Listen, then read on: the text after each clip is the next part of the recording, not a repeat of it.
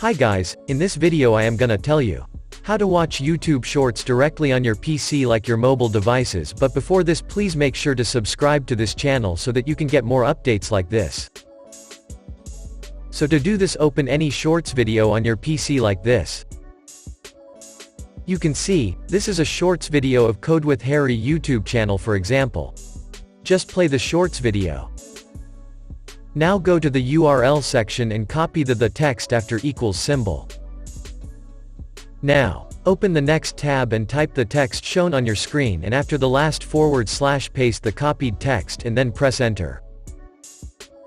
And boom, you are good to go. Scroll your mouse wheel and enjoy the Shorts video. Feel free to like the video and subscribe the channel. Thank you.